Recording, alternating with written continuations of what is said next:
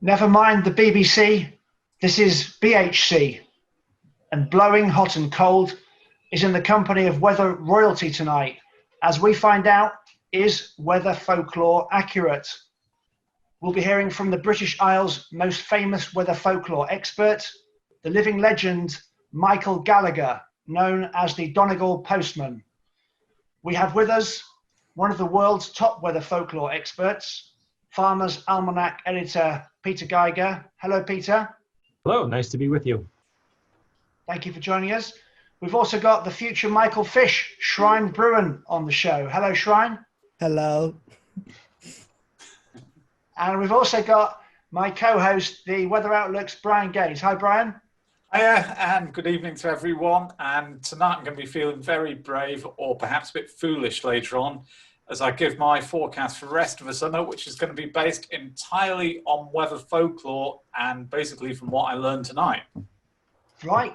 Good on you, Brian. You're a brave man. With Michael Gallagher, the Donegal postman's also going to give us his forecast from summer right the way up to winter. And is Farmer's Almanac editor Peter Geiger going to give his USA and Canada forecast for the rest of 20 to maybe CNN or Fox News? No, he's not. He's agreed to give it to us tonight on Blowing Hot and Cold. Isn't that right, Peter? Oh, absolutely. If you're at the top of my list here. Ah, for revealing my secrets. Yes. Good to hear. Of course, weather folklore was the world's only forecaster before barometers and Britain's Met Office started in the 1800s. But what actually is weather folklore? The Farmer's Almanac has been predicting weather up to a year in advance for decades, about 200 years.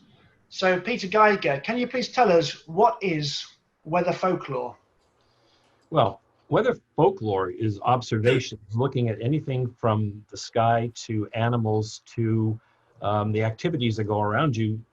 It's in anticipation of what the weather's going to be either tomorrow or next week or a year, not a year from now, but during the wintertime. For example, I have a farmersalmanac.com farmersalmanac.com website, and on that is the 20 signs of a hard winter. So during the summer, you're looking at all the different signs of what it might be like for winter, because prior to the weather forecasting systems, people had to make observations in order to be ready for what was going to happen in the winter.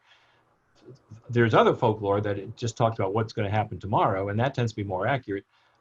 We don't use folklore to predict our weather. We do our weather 2 years in advance, not a year. So there's no folklore that you can actually use to go 2 years out. So we have a different method for doing it. I see. Oh, we look forward to hearing more about that. Let's find out how the Donegal postman, Michael Gallagher, predicts the weather with his folklore. Let's hear what he has to say. And it rains on St. Swithin's Day, and it'll rain for 40 days and 40 nights. Oh, we're not on that one, are we? We're on the wrong one there. Let's play the one. Let's play the one where he tells us all his secrets instead. Hey.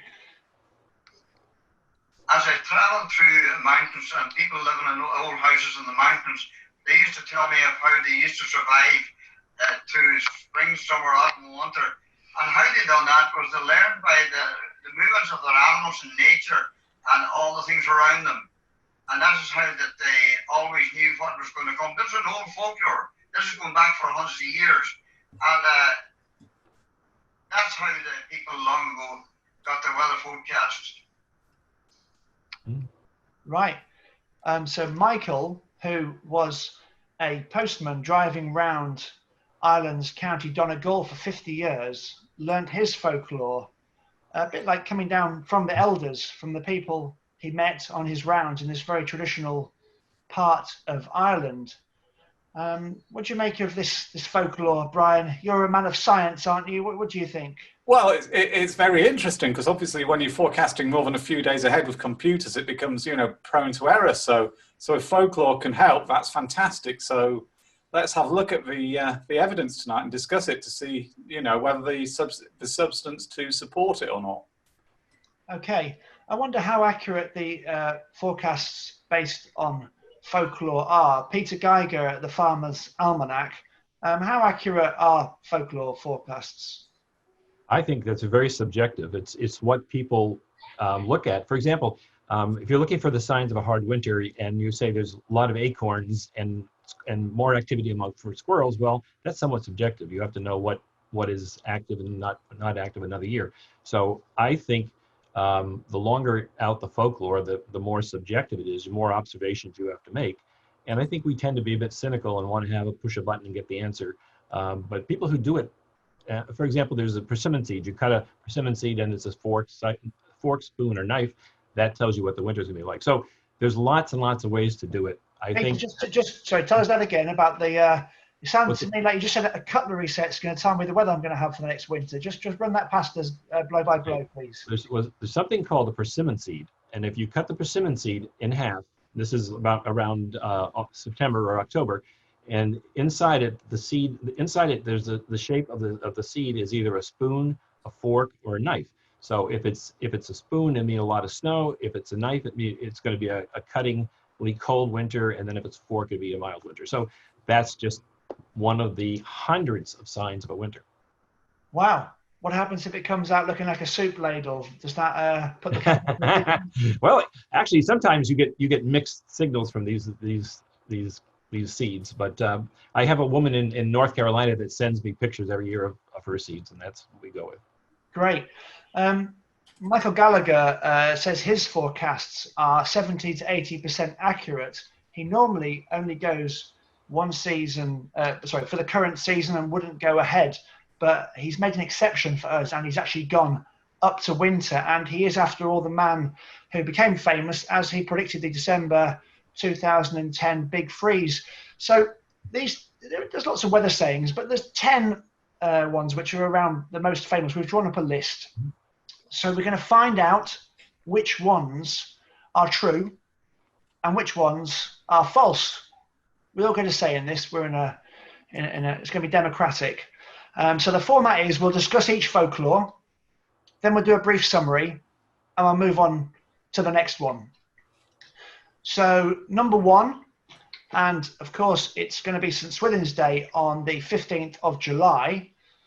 This folklore says, and if you pardon my pronunciation, because this folklore does date back 1,200 years in the UK, it says, St. Swithin's Day, if thou dost reign, for 40 days it will remain.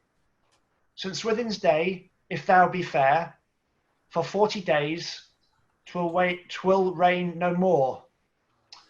So what do you make of that folklore, Peter Geiger?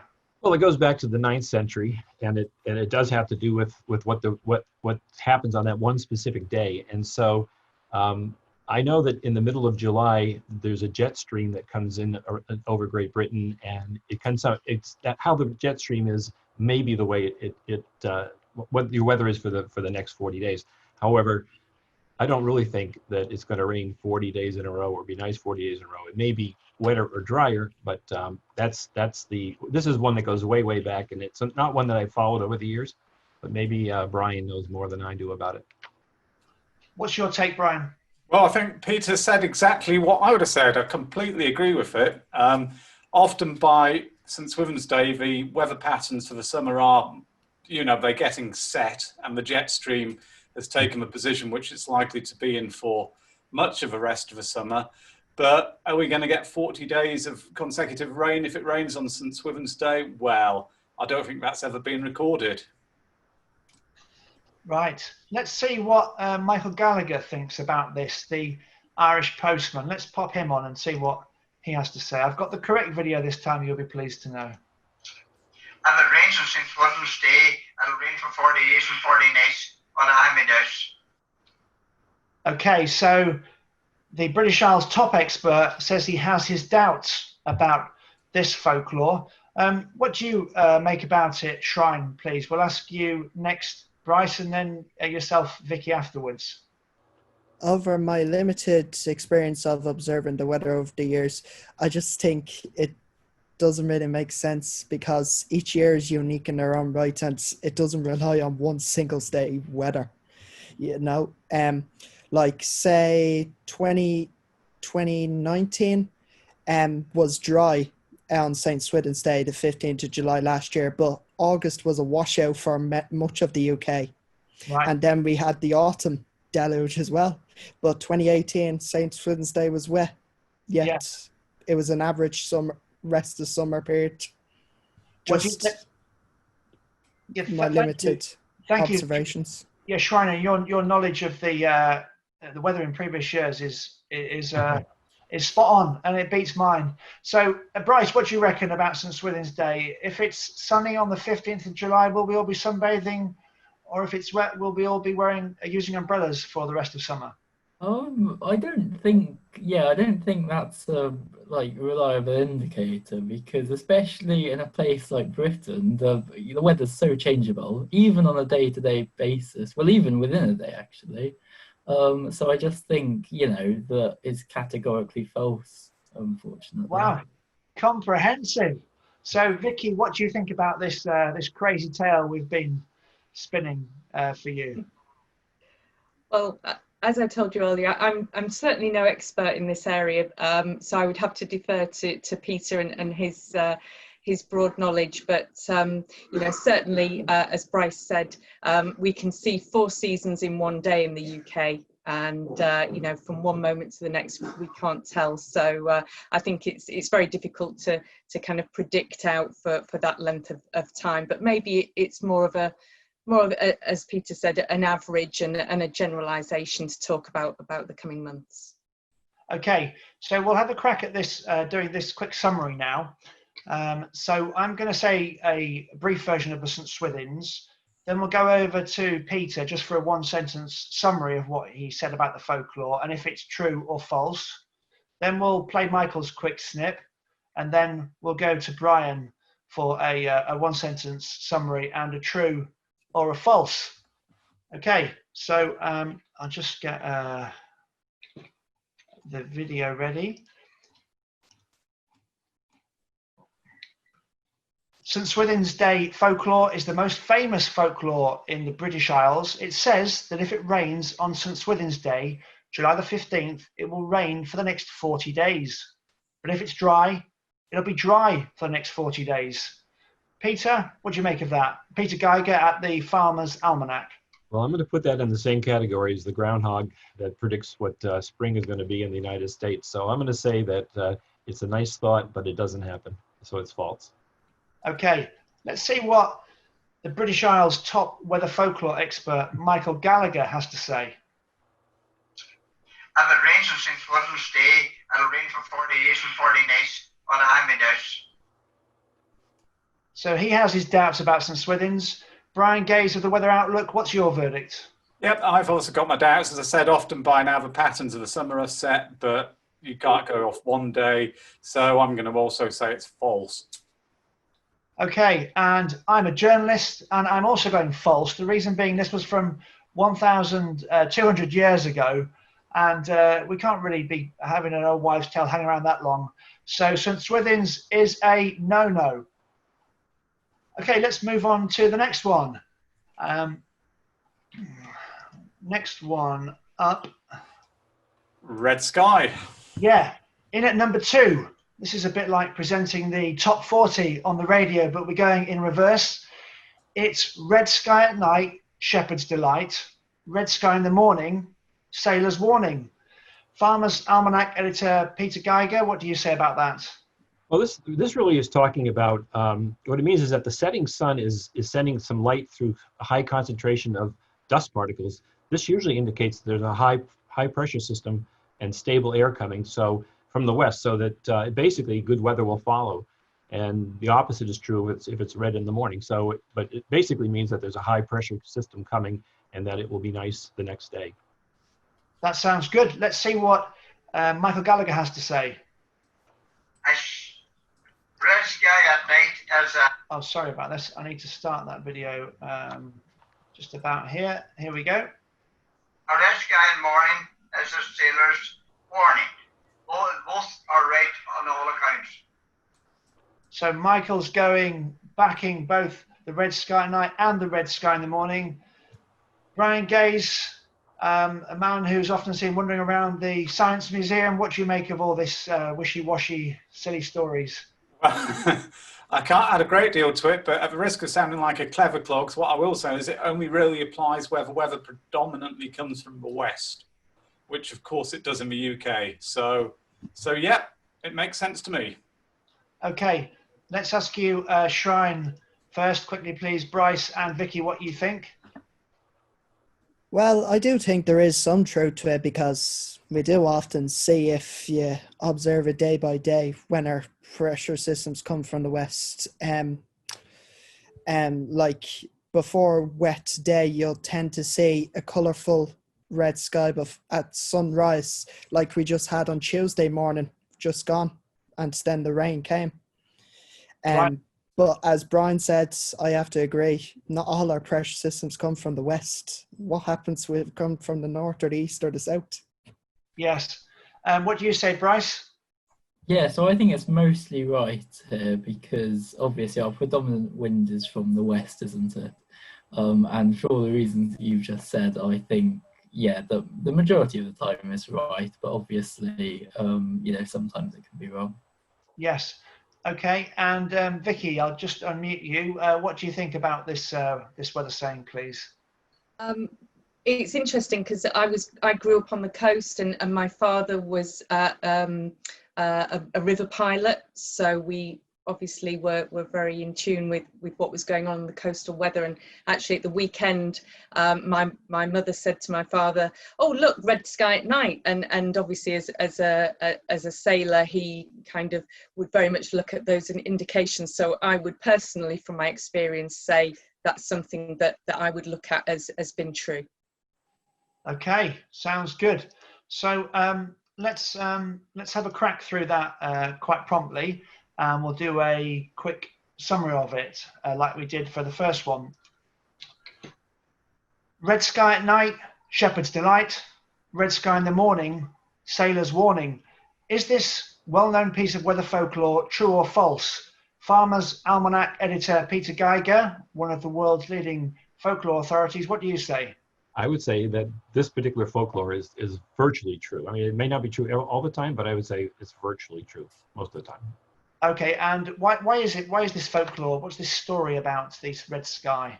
Well, it has to do with the high pressure or low pressure systems that are coming in. So if it's an indication that a high pressure system is coming, then it means you're going to have good weather. So that's basically what it means. And since you're only doing it the night before, it tends to be correct. Okay, let's see what the British Isles top folklore expert Michael Gallagher says. A red sky in morning is a sailor's warning. Both are right on all accounts. There you go. Okay, so Michael is backing the red sky night to be correct. Brian Gay is a man often seen wandering around the Science Museum with his head in books. What do you make of all this wishy-washy old wives' tale? And I'm also backing it to be correct most of the time in countries where the prevailing wind direction is from the west. So yes, in the UK, it's probably true most of the time. Okay, so we are going true for red sky at night, shepherd's delight. Okay, let's move on to the next one.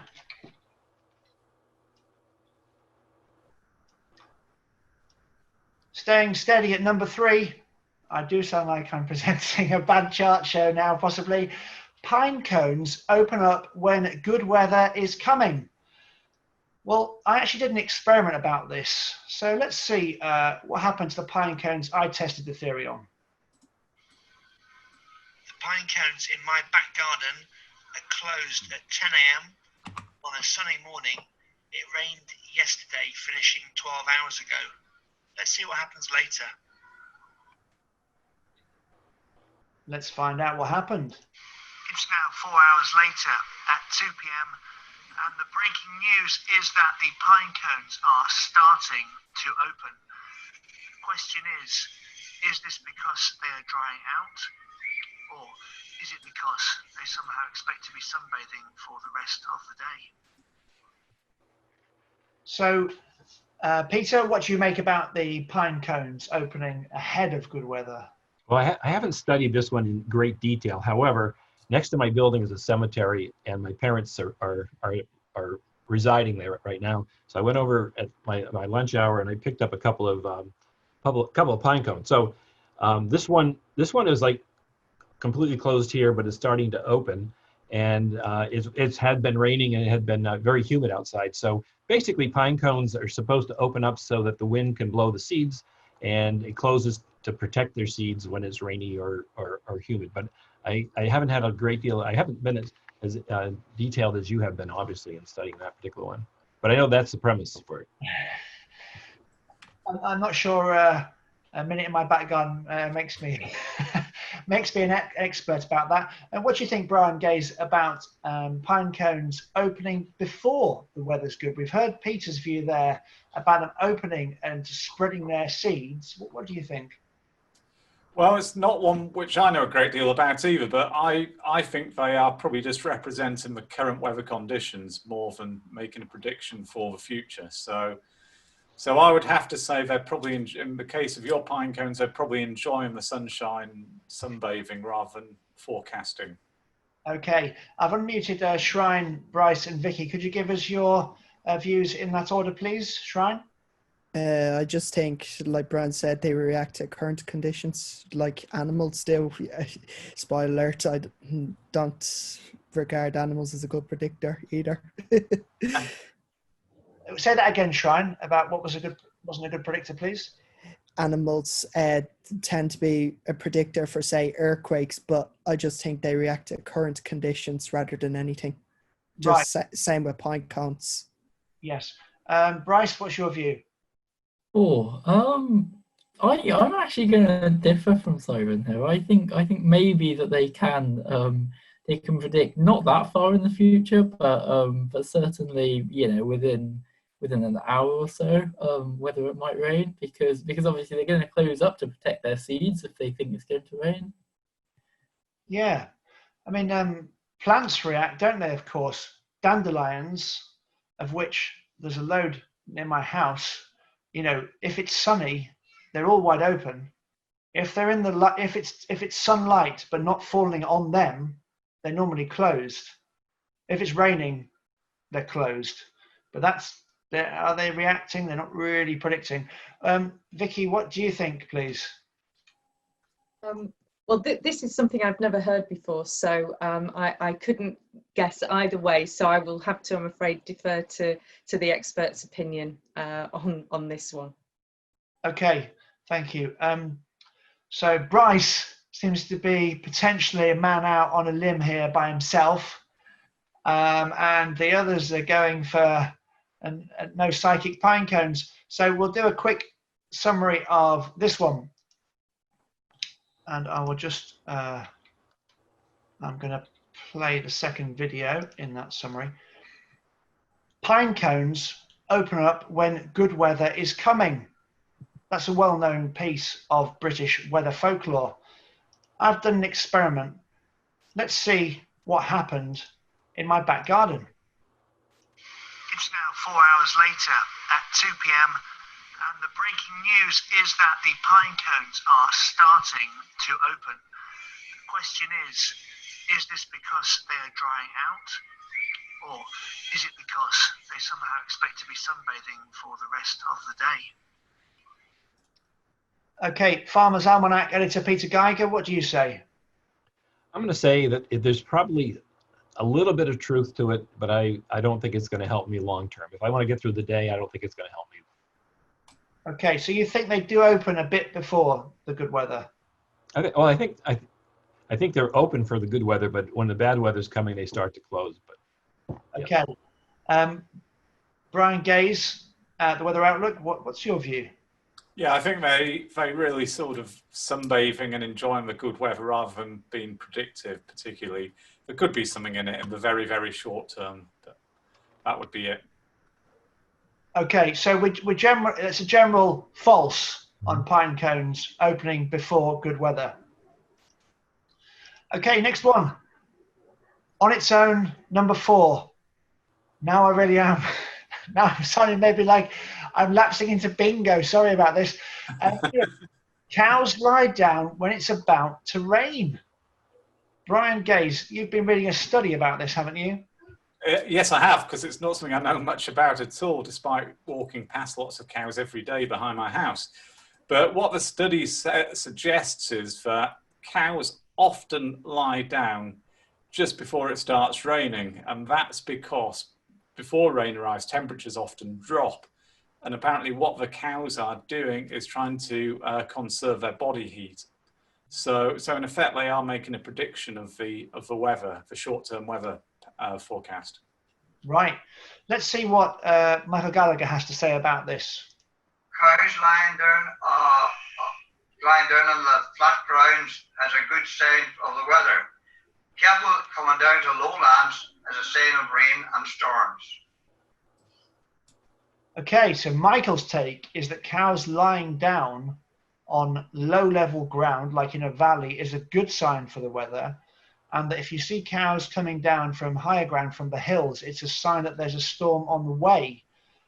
Peter, what's your opinion about cows lying down before rain?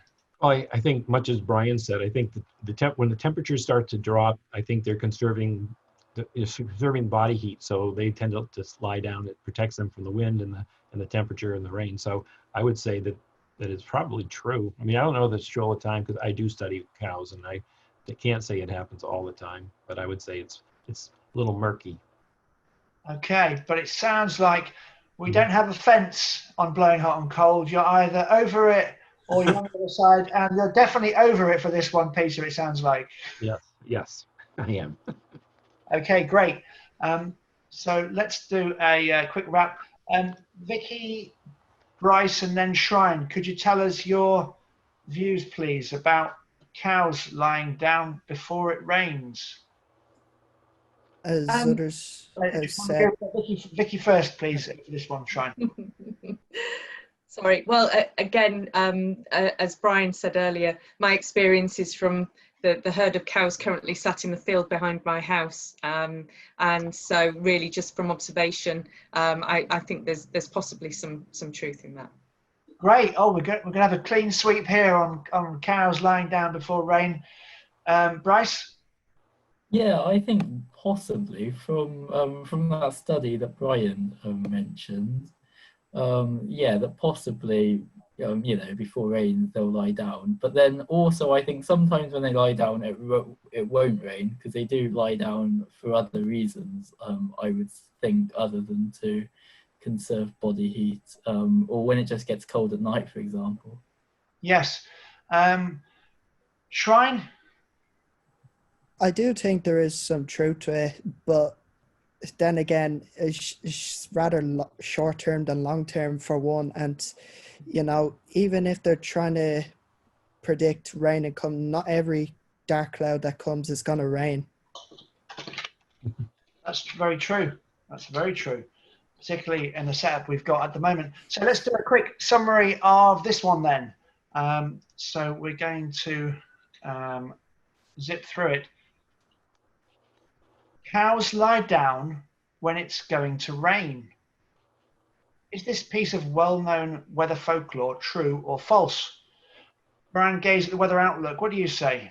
Well, I think there is some truth in it because as the clouds roll over and the rain approaches, temperatures often drop, and what the cows are doing by lying down is preserving their body heat, conserving their body heat. So I'm saying there's some truth here.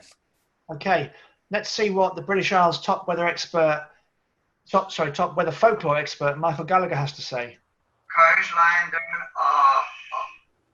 on the flat grounds as a good sign of the weather. Cattle coming down to lowlands as a sign of rain and storms.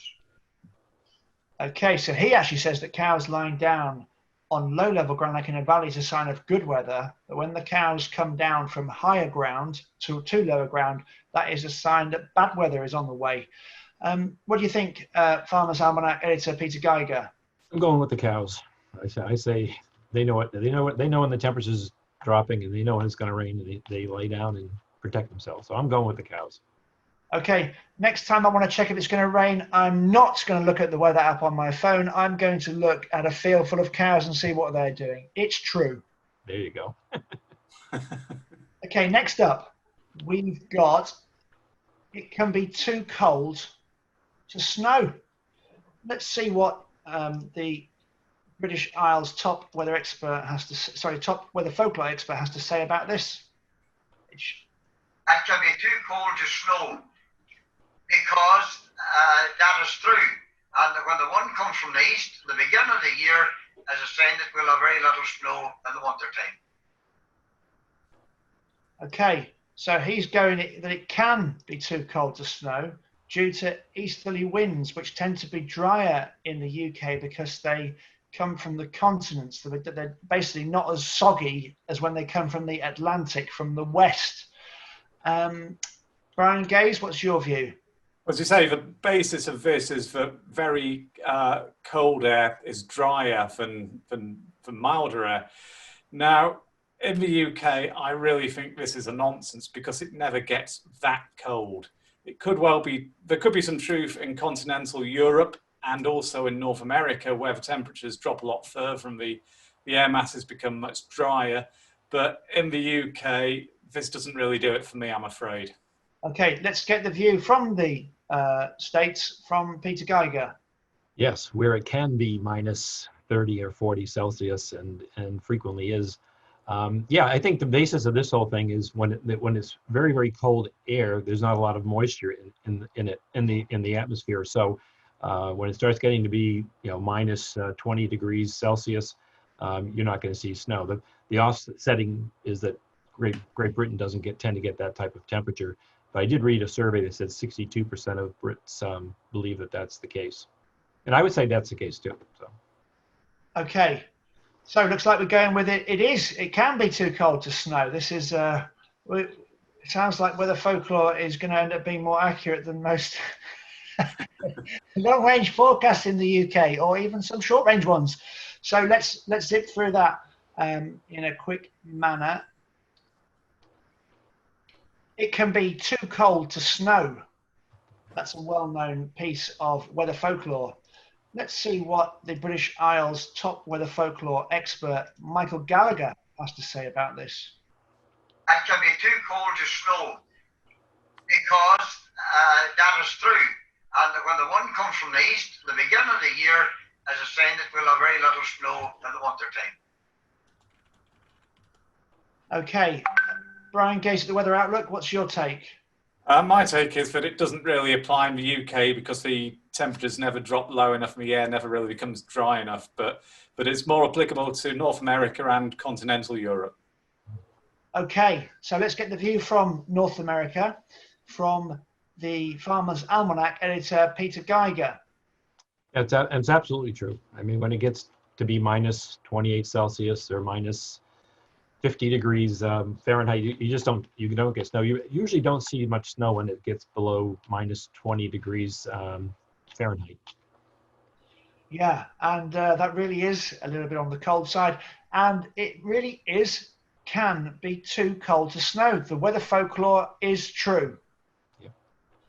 Okay, moving on, and apologies for missing out some of our participants in the questions there.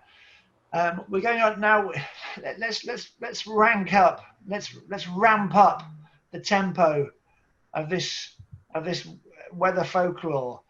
This is a good one. A piece of seaweed hung up will become damp before it rains. I'm going to give you a yellow card, Alistair, for this. Sorry, I mean, this is the limit. You're yellow carding me for this. I'm yellow carding you. I've got to. This is my first row opportunity, and I'm not going to miss it. Right. You don't like this? Is it one step too far? Yeah, it is. It's just pushing me over the edge. I've been very happy so far, but this one just seems a little bit, unless you can really back it up. Well, let's see how we can back this up. Now, this is to do with, I understand, the air becoming increasingly humid before it rains. Peter Geiger, what's your opinion?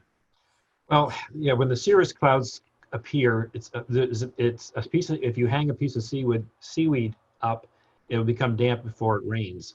But I don't know. I don't put a lot into that, only because it's going to get the first clouds that have moisture and it's humid will make it damp. But I don't have a lot to say about that one. I'm blasé about it, I guess, if anything. Yeah, I suppose. I mean, would it make a difference if I hung up a carrot or put a potato? I mean, bit of Yes, seaweed, why seaweed? Yes, for sure. probably because it was a sailor's tale, wasn't it? Probably Probably. back in the day. Brian Gaze, do you have bits of seaweed sort of draped around your house to see if you need to pick up an umbrella before you go out? No, unless we're eating seaweed or samphire, whatever it's called. I don't use it for weather forecasting. Okay, Bryce, what do you say? I think this one's a bit like the our consensus about pine cones. It just reacts to the environment rather than predicting the future per se. Okay, Shrine, what's your view? Much the same view, really. Just more reaction of short-term conditions I see. than Okay. predicting. Reacting rather than predicting. Okay, Vicky, can you unmute yourself, please? Oh, there you go. So you're unmuted now. I can see you. Yeah. What's your view on the seaweed? Do you go down to the beach and like drape it around just to check what's going to be happening? Again, as somebody that grew up by the coast and you know, the daughter of a sailor, this is one that I've never heard before. So I couldn't add anything onto this, but yeah, so I defer to the experts. If the daughter of a sailor has not heard of this folklore, there's no chance it's a goer. So we'll do the snappy summary. Apparently, a piece of seaweed hung up will become damp before it rains. That sounds a little bit suspicious. Brian Gaze at the Weather Outlook. Is that true or false? Well, to me, it's just reacting to the current environmental conditions. So I'd really put it down mainly as false. Okay, that must be because there's maybe a bit of moisture in the air, maybe humidity before the rain actually arrives. Peter Geiger at the Farmer's Almanac. And do you have long strings of seaweed sort of draped around your kitchen to check the weather before you go? Well, I live on a coastal state, but I quite frankly had never heard of it, and I'm going to agree with Brian. It's irrelevant. Okay. It's like the rock that tells you it's raining when it gets wet. So. Okay, it's a big no for the seaweed being true. Okay, next up. Now we are getting, I think we're getting into Peter's territory now. So a weather stick twists upwards to predict dry, good weather and twists downwards to predict bad, wet weather. Peter, is that true? Absolutely true. Actually, here is a weather stick right here. Oh, and, brilliant. Since 1980, I came across this in 1980, and ever since then, we package it this way. This comes from a piece of Maine balsam fir tree. And it must get seasoned somehow, and you hang it outside your house. Oops, sorry. You hang it outside your house. There's like a little nail, and it will go up and down as the weather's going to change. And actually, in I think it was 94, when there was Hurricane Andrew down in Florida, somebody had it on their house and was telling me that the barometric pressure was so low that this thing was like practically pulling the nail off the wall. So it actually does work. And the very first year I was always selling it, I had a weaselly worded warranty because I was afraid it didn't work and everybody would send it back to me. But actually, it does work. It actually works very well. Okay. Did you say that particular stick is from 1980? No. No. Okay. No. No, actually, I discovered it around 1980. Somebody in Maine was making these things, but it came from a piece of Maine balsam fir. And so that's when I started using it, and also we just sell it on my Farmers Almanac website, but it really does work very, very well. Okay. But it works on barometric pressure, so as the pressure goes up or down, it does as well. Yeah, so it's basically a wooden barometer without the circle and the metal and the dials. Exactly. Wow. Brian Gaze, what do you say? Well, I don't know much about these, but I've got to say I'm very interested, and after reading a little bit earlier today, I can certainly understand there does seem to be something in it. And I've just asked Peter, do you ship these to the UK? Can I buy one online? Because I'd actually be quite interested in trying one. Yeah, well, I will try to get one over to you, but we actually sell them on my Farmers Almanac website, but that's more of the United States and Canada. But yeah, I mean, I will get one over to you, Brian. Fantastic.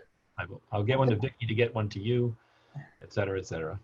Oh, I think you have to brace yourself, Peter, for a wave of orders, a flood of orders. Oh, I'll tell you, for whatever reason, in the last 3 or 4 weeks, we've been selling like 100 or 200 of these things online. I have no idea why all of a sudden, but believe it or not, it actually works. And when I first started to use it, I thought, well, maybe it takes 2 or 3 months for it to start working. And then I went off to do a radio interview and I came back and all of a sudden the thing was already adjusting itself. So it works on barometric pressure, this particular type of wood, which is Maine balsam fir, and it does work. I have to 100% guarantee. Does it work with birch? No, it only works with Maine balsam fir that I know of. Right. Okay. So therefore, it probably would not work with a fir tree from the UK, for example. Yeah, I don't know. I don't know what is so unique about this particular type of wood, but it's Maine balsam fir. So. Yeah. So this knowledge is amazing. I mean, did that come down from the indigenous people in the States? Did it come down from the settlers? I mean, it's... Oh, that's a great question. I mean, I discovered it because somebody in my state was making these things way back, and it's the only person I know of that makes them. I don't know. I don't know how long they've been doing it, but since 1980, so that's a few years. Yeah. Wow. This is a great one. Okay, so we'll do a quick summary of. Oh, sorry, I beg your pardon. Sorry, we haven't heard from you guys. So, how about Bryce, Shrine, then Vicky? What do you reckon? I mean, I've never heard of a weather stick up until now, so I'm gonna have to go. Come on, you're a man interested in the weather. What do you mean you haven't heard of a weather stick? Honestly, I hadn't. I'm intrigued now, though. Yeah, I'll have to take Peter's word for it. Actually, I might get one myself too. Actually. Okay. Well, Shrine. I think this is a yellow card for me. I haven't heard of them. I take it that a yellow card is not a good thing. We don't yellow card. Guests don't normally get yellow card. You can self yellow card, and Shrine's really getting into the spirit there. How do you feel about weather sticks? Well, it sounds like we have a new best-selling product, Peter. So we need to ship some cartons over to the UK, and we'll get distributing them to all of our experts over here. But obviously, Peter is clearly the expert and has a lot of experience in these. So I look forward to receiving some samples. Yes. Right. Okay, so we'll do the quick summary of this one then. So a weather stick twists upwards to predict dry good weather and downwards to predict bad wet weather. Peter Gallagher, editor of the Farmer's Almanac in the USA. What do you say about this?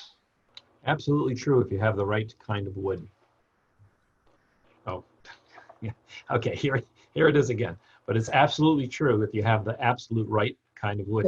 Peter, By the way, that being said, I don't see. We'll start that one. We'll start that one again, Peter. Just we'll make a clip from it. You see. So we'll just, if you have it ready, please, to pop into the picture. That's great. Thank you very much. A weather stick twists upwards to predict dry good weather and downwards to predict bad wet weather. What's this all about? Let's ask the Farmer's Almanac editor, Peter Gallagher. It's absolutely true. This is one that we have in Maine. It's from a Maine balsam fir tree. Now, when you walk by a fir tree, you don't see the sticks going up and down on the tree. This has to be taken off the tree, and then it has to be somehow seasoned, and then you hang it on a nail outside. I had somebody nail it inside their house. It doesn't work inside your house. It has to be outside, and it reacts to barometric pressure, but it does work 100% yes on this one. Okay, it reacts to barometric pressure. So that's where if there's a low pressure system coming in, it will react downwards. Yes. And if there's some high pressure coming in, it will go upwards. Let's ask the weather outlook forecaster, Brian Gaze, about this. Well, Peter's explanation sounds convincing to me. If he's suggesting that it reacts to barometric pressure, then it's going to have value in weather forecasting. So I'm going to agree and say that, yes, it seems like it does have its uses. It's true. Throw away your thermometers ditch your barometers. We have bits of fair trade. They do the job even better. It's true. Okay, next one up. Rain before 7, fine before 11. Brian, is that true or not? I think there's some truth in this. It apparently originates from farmers when they would get up early in the morning, look out a window and see that it was raining, and then, you know, consider whether it would be raining for the rest of the day or not. And on many occasions, brighter conditions would return within 4 or 5 hours. And that tends to be British weather. Sorry, Brian, British weather's so changeable, isn't it? Things tend to go over quickly. Things go over quickly, and weather fronts tend to go over quickly. Of course, they don't always go over quickly, but they often do. Okay, Peter, is this true? I think it would be particularly true in Britain, just because the geography is smaller than in the States. But basically what Brian said, I would totally agree with. I came across a survey that said 32% of the Brits believe that it's true. 32% of your population say yes. Okay, so that's probably a higher percentage than the population which thinks weather forecasters are correct most of the time. Oh. Another story. So let's have a word from Shrine, Vicky and Bryce, please. Yeah, there is some truth in it, just given the changeable nature of our weather. You're driven by the jet stream up above. It's just so powerful, and that weather systems don't really tend to last long due to that reason. Okay, Vicky, what do you say? Well, I don't have any of the science that's behind some of these other answers to back this up, but, you know, I suppose anecdotally, I think there's probably some truth in it. Okay, and Bryce, what's your verdict? I'm probably going to say that most of the time it's true. However, you can get some days like today, and I mean, I wasn't up early enough to see whether it was raining before 7, but I know it's been a pretty miserable day, you know, all day, and I wouldn't be surprised if it started before 7. Okay. I can tell you that it did here, Bryce. Yeah. Today's probably thrown the. Let's ignore today, shouldn't we? Yes, yes. We're going to disprove our theory. Okay, let's do a quick summary of that one. Rain before 7, fine before 11. What's this weather folklore all about? Let's ask the weather outlook forecaster Brian Gaze.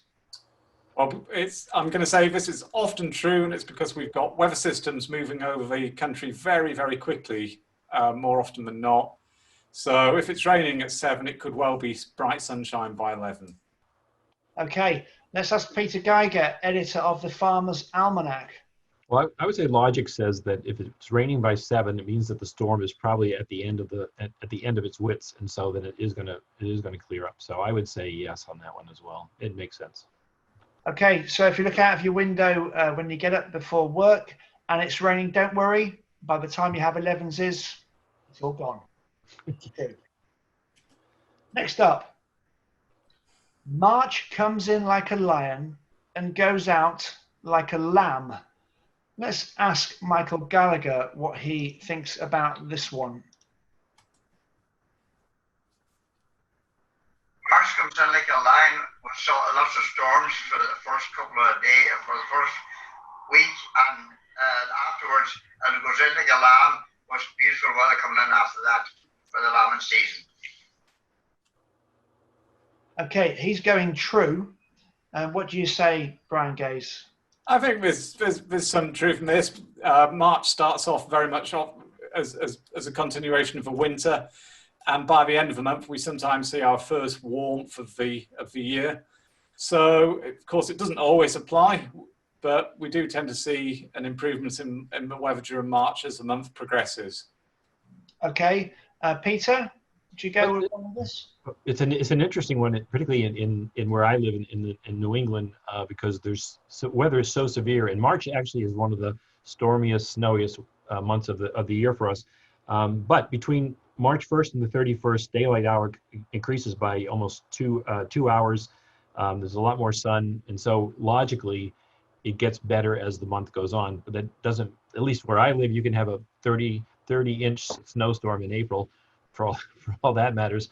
But I think logically, yes, because you're getting more daylight from the beginning of March to the end of March, and it tends to get warmer and the sun's a little bit stronger. So in theory, it's true in theory.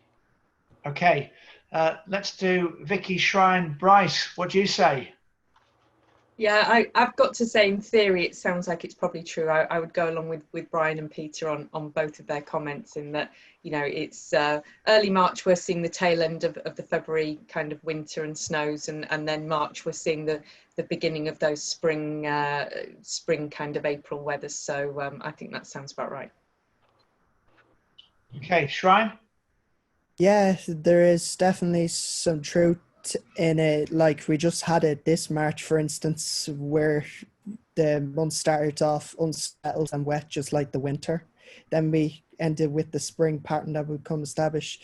And just to add on a bit of science, I think it also comes down to the fact that the temperature contrast in between the Arctic and the tropics tends to decrease for the first time during March. So that leads to a less powerful jet stream. So the month ends calmer than the first half. But our weather's so changeable anyway, that's not the same year on year.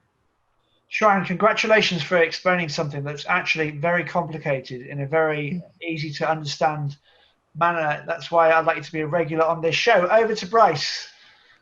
I think that's true, because you do get an improvement in March with the weather, but also from an astronomy point of view, I've just Googled it, and apparently March kicks off with the constellation Leo, which is the lion, on the eastern horizon at sunset, but comes to a close with Aries, the ram, on the western horizon. So it could actually have originally come from astronomy, they think. Okay, so you think the lion, I see what you mean, the lion being Leo.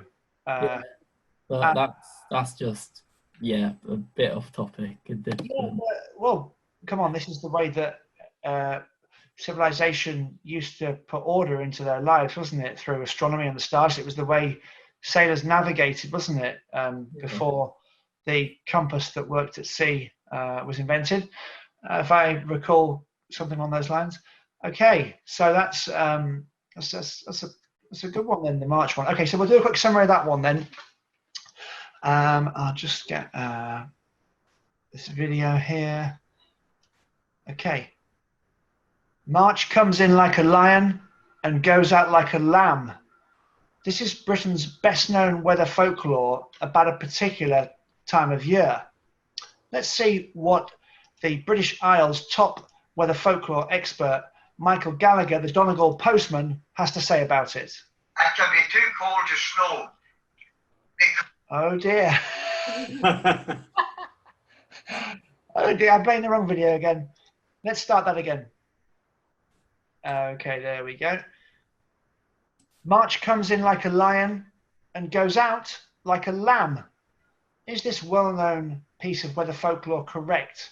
Let's ask the British Isles' most famous weather folklore expert, the Donegal postman, Michael Gallagher, what he says. March comes in like a lion with lots of storms for the first couple of days, for the first week, and afterwards, and it goes in like a lamb with beautiful weather coming in after that for the lambing season. Okay, Brian Gaze, Weather Outlook, what do you say? I say there's some truth in this. It's not always the case, but March often starts off on a wintry flavour and ends with our first taste of warmth of the year. Just as the lambing season's kicking off. Yes. Peter Geiger, editor of the Farmer's Almanac. I think it's true, particularly for Great Britain. I think it's not quite as true in North America. Okay, so it's true. March does come in like a lion and it goes out like a lamb. And we've made it, completing the top 10. There's a few, this is a strange one, but let's have a crack, hey? Near cast a clout till May is out. I think the near probably means never cast a clout till May is out. Now, I don't know what a clout is, but I do know someone who does know. Let's see what he has to say. You ever cast a clout unto May is out, keep all your winter woolies unto the end of May. That is true. Michael Gallagher says true.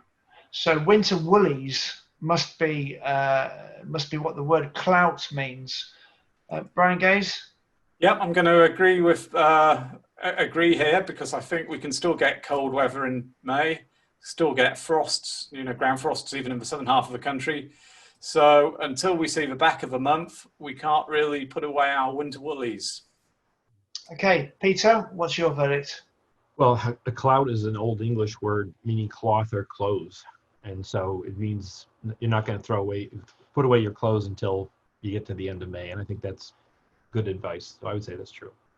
Okay, let's hear from Vicky, please. What do you think? Yeah, I would say absolutely true. I mean, we're into July, and I have to say it's been a cold day to get today. So yeah, I would say that was true. You're saying we should change the saying to never cast a clout till July is out, I think. Okay, Shrine? Yeah, it's absolutely true. This is one of my favorite folklore, actually. And I think you can also relate it to farmers that with spring into summer being the growing season, that they should anticipate for the worst before May is out, because sudden frost can come in May and just damage the crops like that. Yeah, same with the winter clothes, yeah. Sorry, Sean, we had that happen. Yeah, just this spring, we had frost right at the end, which my son was furious about because it delayed the strawberry picking by about 3 weeks. Yeah. Weather's always willing to surprise us. Yeah. Bryce? Yeah, I'm going to have to agree with that too. Okay, we're not casting any clouts on this show, it seems. So I'll just do a quick wrap up of that one.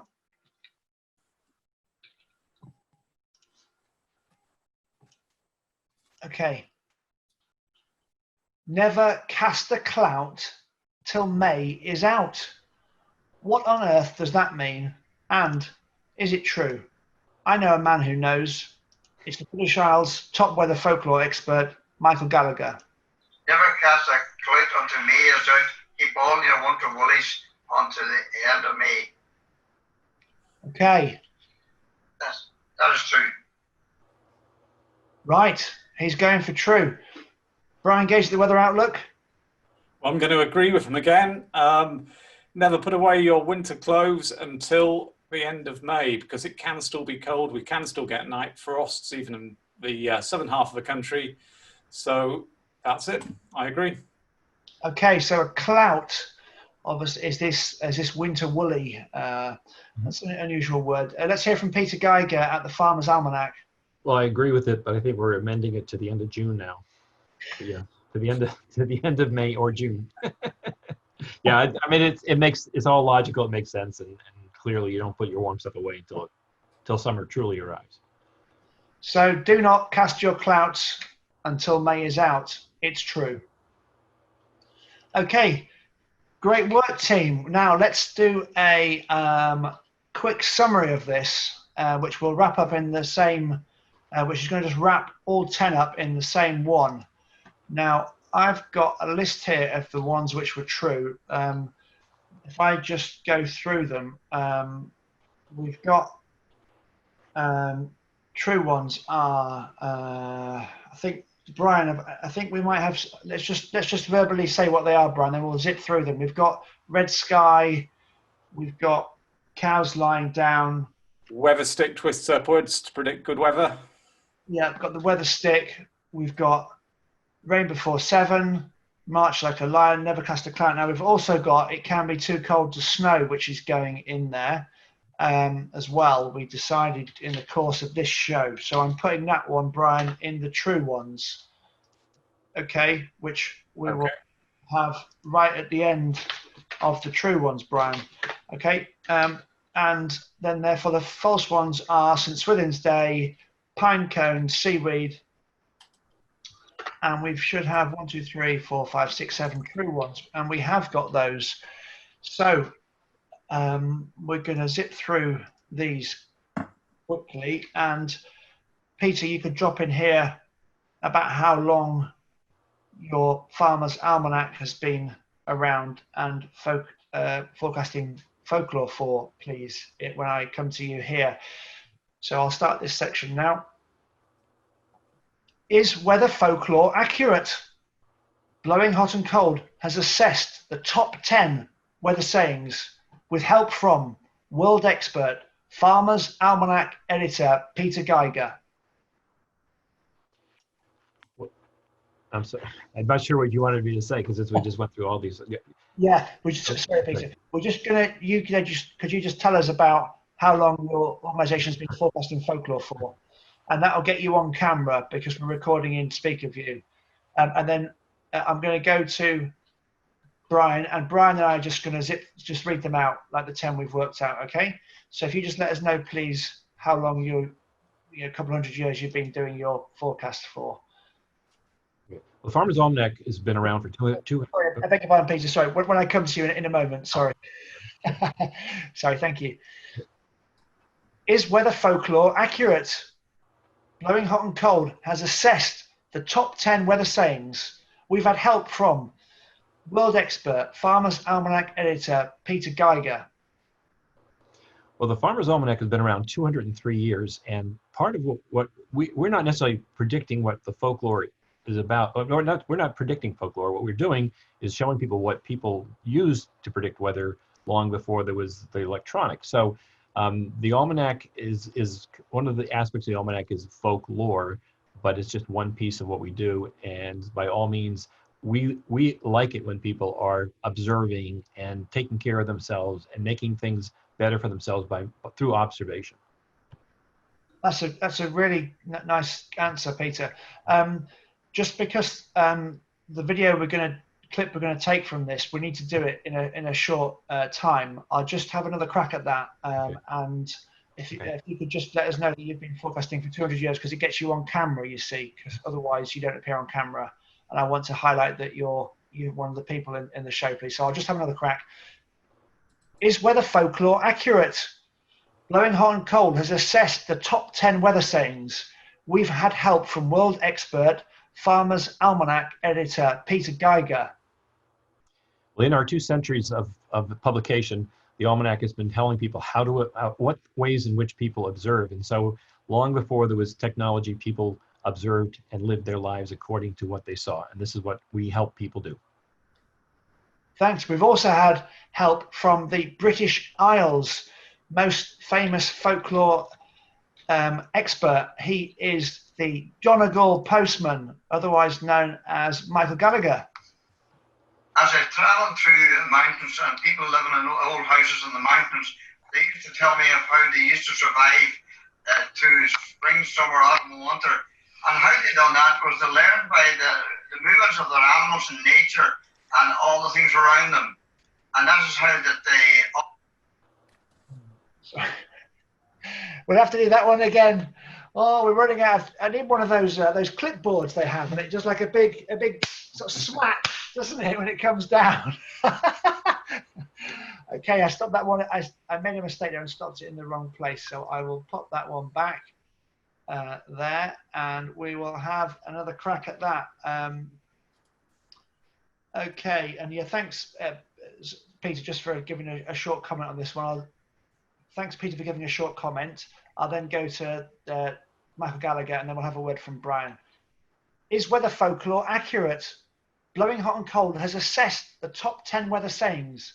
We've had help from world expert, Farmer's Almanac editor, Peter Geiger. In our 200-year history, the almanac has helped people understand what weather lore has helped people understand what to do. Well, can I start that one again? Sorry about that. I'm sorry. That was good. That's okay. We'll put this in the outtakes. Okay. Just a comment about the weather. We've been helping for 200 years with weather lore. That would be that's great because it gets you on camera. Okay, here we go. Let's get ready. In our 203-year history, sorry, that's me. Sorry. So yeah, that's for me. Sorry. Okay, here we go. It's different when I'm in a TV studio. It all kind of runs differently. This is the cheap sort of free Zoom one. Okay, here we go. Is weather folklore accurate? Blowing Hot and Cold has assessed the top 10 weather sayings with help from world expert Farmer's Almanac editor Peter Geiger. Well, in our 200-year history, we've been telling people what weather lore does and how to observe and what to look for, and we love it. We think it's great, and everybody should follow it. We've also had help from the British Isles top weather folklore expert Donegal postman Michael Gallagher. As I travelled through mountains and people living in old houses in the mountains, they used to tell me of how they used to survive. And we've had input from the weather outlook forecaster Brian Gaze. Yep, I've learned a lot by doing this, and I'm very interested in weather folklore now. And the definitely not unanimous, but the results, a bit like a split verdict in boxing. These are the results about the folklore. The folklore, which is true, is red sky at night, shepherd's delight, red sky in the morning, sailor's warning.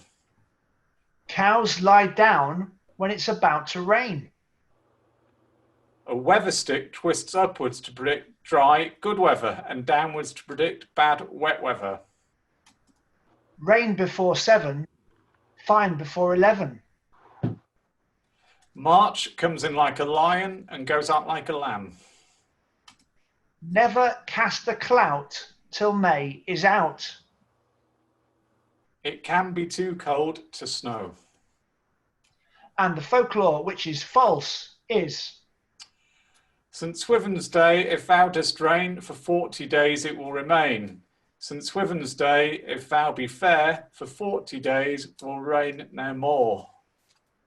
pine cones open up when good weather is coming. And a piece of seaweed hung up will become damp before rain. Who needs expensive weather computers when you've got some folklore from your granny? 7 out of 10, correct. Yep, absolutely true, isn't it? I'm amazed to find out, how accurate some of this stuff apparently is. Okay, let's put our research into practice. Oh dear, you want me to produce a forecast? Yeah, let's ask Peter first. Peter, I'll ask you a couple of questions about the forecast. I'll ask you first about summer, then about autumn, and then about winter. Does that sound okay? And I'll ask you about next year. Is that all right? Oh, actually, no. You can only ask me about summer and fall. Summer and fall. Okay. I announce winter officially later on for the world. Okay. Can we go into maybe a hint of any early snow or anything like that? Possibly, but the problem is the United States is so big, Canada is so big. That I understand. Yeah. We'll do a. Obviously, it'd be nice to do a massive one, but because the audience have been mainly British, we'll do like a. I prefer to refer people to my website so they can look up what the weather map looks like. But whatever your pleasure is. Sounds good. Okay, so I'll kick off and ask you a couple of questions about hints for the rest of summer, and then autumn and or fall. Beg your pardon. So we've got world weather folklore expert, Farmer's Almanac editor Peter Geiger. He's on Blowing Hot and Cold. He's going to tell us, what's your forecast for the rest of summer 2020, please? Well, for the United States and Canada, it is basically going to be very hot, very sultry, lots of, for the most part of North America, a lot of rain, and just humid, unpleasant conditions. Okay. Is it going to be some potential record heat, potentially? I don't know if it's going to be record heat, but it's going to, there's many degrees of weather in the 90s and tipping 100 degrees Fahrenheit. So it's already here, and I think it's going to remain for the whole summer. Okay, what's driving the heat for the North America in the second half of summer 2020? I have no idea. I have no idea what's driving the heat. Some years you get heat, some years you don't get heat. But it has definitely been an oppressively warm summer already. And even around the world, in parts of the world, it's been very, very warm. Yeah, it certainly has. What about into autumn for the US and Canada? Yeah, I think we're going to see a cool down when you get to the middle of September, which is not that unusual, and then possibly some snow when you get into the latter part of October, early November. Okay, which parts might be getting some of that early snow, the early taste of winter? In the North America, it would most likely be the northern plain states in New England, and obviously parts of Canada. But it's such a big geography. It's very difficult. I understand. What do you base your forecasts on at the Farmer's Almanac? Well, since the very beginning of our publication, it has been based upon sunspot activity, planet positions, the effect the moon has on the Earth, and that drives our forecast. We break the United States into 7 zones, Canada into 7 zones, and then we break the weather into 3-day segments about what the weather is going to be for each of those zones. So it isn't as specific as Brian's going to be, but it's going to give you a general idea of what it is. We'll call for hurricanes or tornadoes or whatever storms there are, and it's all predicated by sunspot activity and other components. And in 200 years, we've had 7 people do our weather forecasting. Right. Wow. You've got a long employee retention. Yes. Yeah. I was told by my father when I was 7 years old I should be an almanac editor because you don't die till you're at least 86 years. So I thought, oh, that's pretty good. I've still got a few years on me. I see. So just for viewers who are watching this on YouTube, the Farmer's Almanac bases its forecast on. Can we just list them slowly one by one, the points, please? Yeah. Basically, our forecasts are done 2 years in advance, and it's done based upon sunspot activity, planet positions, the effect that the moon has on the Earth, and there's other components.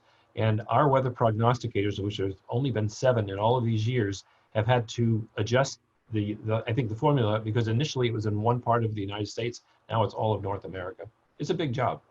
Yeah, I see. That's fascinating. Yeah, so the sunspots, the position of the planets, right? So that has an impact as well, it sounds like. And also the effect of the moon, which obviously, doesn't it do something like this, Peter? Doesn't it suck the Earth's ocean slightly out towards it? Something like that? Well, there are things we call tides, and obviously the moon has some effect on the Earth, and yes, there's some effect there. Okay. I like your weather technology there. Yeah, we try and keep things accessible here. Thank you, Peter, for your forecast. Okay. Now next up is our expert Michael Gallagher. So I will tee up his video now.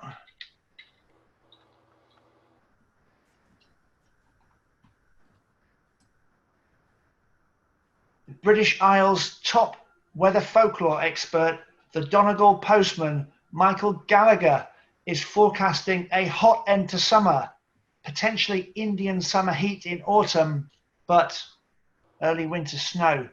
Blowing hot and cold has scooped them all. Here's what the weather legend Michael Gallagher had to say about the rest of 2020. Forecast for the rest of the summer and autumn is that the summer will be good as it comes near the end, and you may have some storms to that off and on, but overall the summer will be nice. And as for the autumn, it won't be bad at all, because we've got an early frost this year, and as you go closer to the end of the autumn, you'll have a chance that I wouldn't be surprised if you get a bit of snow. And this is, and as folklore used to be handed down from old people in past generations. Michael's confirming that his forecast is not based on a computer program. It's not based on pressure charts. His forecast is based on folklore passed down that he's learned through 50 years talking to people in County Donegal in Ireland. That is we've had him on the show. We've done it. We've had the weather legend on the show. I'm chuffed. Now, let's put our man Brian Gaze on the spot, shall we? So, Brian is going to become the world's first weatherman to give a forecast entirely based on weather folklore. Well, it's going from bad to worse, isn't it? I mean, last show I was doing press-ups, and now I'm going to have to produce a forecast based on what I've learned tonight. So what I'm going to say is next Wednesday is St. Swithin's Day. And at the moment, it looks like we're going to have high pressure influencing the weather in southern England more than in the north. So I'll extrapolate that forward and say that through the rest of July and August, we should have some nice, fine and sunny periods, especially in the southern half of the UK. And it'll probably be more unsettled the further north that you go. Okay, oh, that's good, interesting, because, of course, St. Swithin's Day, the saying there is that the weather on St. Swithin's Day is repeated for the next 40 days. So if it rains, it will carry on raining, and if it's dry, it will stay dry. I wonder what sort of a pattern that is, Brian. When we have the dry weather there. Yeah, I mean, it looks like we could start to have more of an anticyclonic pattern building from next week, and that's been very, very much, missing. Sorry to stop you there, Brian. That is 100. Oh no, I thought I was going to get through the whole episode tonight without that. Oh. You threw it away. That was like Ronnie Rosenthal missing an open goal in the football. That one was. Oh, I thought that was an easy term I used. I don't think it was anything too difficult, but okay. Anticyclonic. I don't know what on earth that means. Anticyclonic, high pressure. Let's just say high pressure building from the south. Okay. Will there be some red skies at night to delight any shepherds? I think there could well be, as I say, especially in the southern half of the UK. Okay, so that's good news. Any shepherds, you can leave your sheepskin coats at home. Expecting some colourful sunsets. They often show the arrival of dry, high pressure coming in. We've obviously had a wet start to summer without much high pressure, so more high pressure ahead. But what about Brian Gaze's pine cones? What are they predicting? I think they're looking forward to sunning themselves at times in the coming weeks. So, yep, and I'll be joining them. So pine cones open up when good weather is coming, according to the famous folklore. So we're expecting open pine cones and a sunbathing weatherman, it seems. What about fields full of cows? Will they be lying down sunbathing as well? Well, if this folklore-based forecast is right, I think we're going to see the cows standing up quite a lot, because there hopefully won't be too much rain on the way. Okay. Oh, yes. Yeah. They tend to lie. We think they tend to lie down when it turns cooler and cloud and rain push in. Oh, I see. So the cows. Oh, yes, because when the temperature drops before it rains, there's a study that shows they tend to lie down to conserve their body heat. So they're going to be standing up because it's going to be hot. So they're going to be stand up sunbathing. And maybe they'll even be sleeping, standing up if it's that hot. And now I know Brian likes to keep this a secret, everyone, but I know the weather stick is his favourite piece of apparatus. He consults it every day. Brian, what's your weather stick saying? Well, again, we've learned that the weather stick points upwards to predict dry weather and downwards to predict rainy and bad weather. So again, based on the folklore forecast for weather sticks, hopefully going to be pointing upwards more often than downwards. Okay, yeah, with the weather stick, the stick of fur from New England in the east coast, of the States, twists upwards in low humidity, so dry weather, and downwards in high humidity, so wet weather. Brian, are you confident your folklore forecast can match, say, the 80% accuracy rate of the British Isles' top weather folklore expert, Donegal postman Michael Gallagher?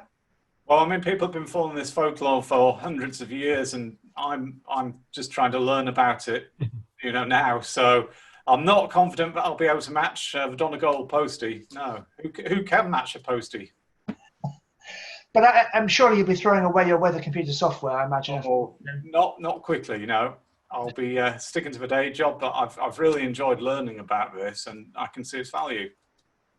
Okay, Brian, I won't keep you because I know you want to shoot off to grab a few more pine cones from the woods. Thank you for getting us the forecast. And of course, Brian, there's no pressure on you because if you get it wrong, you only have to do 10 press-ups in our next show, which is our deal. And of course, UK and Ireland school holidays are coming up. So there's only a large chunk of the UK's £58 billion domestic tourism spend hanging on your forecast based on some pine cones, a stick and some cows. So is that a bit of pressure, or you can handle it? Yeah, the pressure is on there, isn't it? It most certainly is. Okay. Thanks, Brian. So we've just about finished the show there. I'm just going to unmute everyone, and just any other quick questions, just shout up, and then we're going to wrap up. Have we covered all the bases? I think we have for today for that folklore. We've covered all the bases. Put your hand up if you learned something on this show. I do. Right. I've got two hands, and I'm actually gonna put a foot in the air as well, because I have learned a lot on the show tonight. Who needs these modern fancy forecasting organisations? Peter, how should people get their forecasts from the Farmer's Almanac? I hope people go to farmersalmanac.com. You can see what the weather is there for North America and for Canada. But there's so much interesting material about life on our website that people can go to it, farmersalmanac.com. You can actually sign up for a free newsletter that comes electronically to people, and just enjoy the almanac as much as I do. Okay, thank you for your advice and invitation there, Peter. So, do you think you can do better than Britain's top weathermen and women? You can prove it by entering a free forecasting competition, which is run by one of Britain's top weather universities. Here it is. Now, I know you're thinking it looks like they're playing Zorb football. I mean, it's actually run by uni students, so maybe it's an oversized whoopee cushion, but it really is a weather forecasting challenge. Numerous big-name forecasters are taking part. Just Google Reading weather game and you can join. And you can see the web address there as well.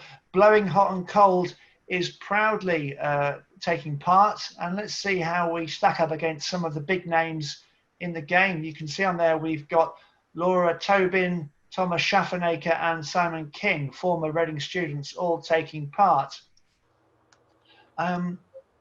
So we have finished. Blowing Hot and Cold is going to be taking a summer holiday.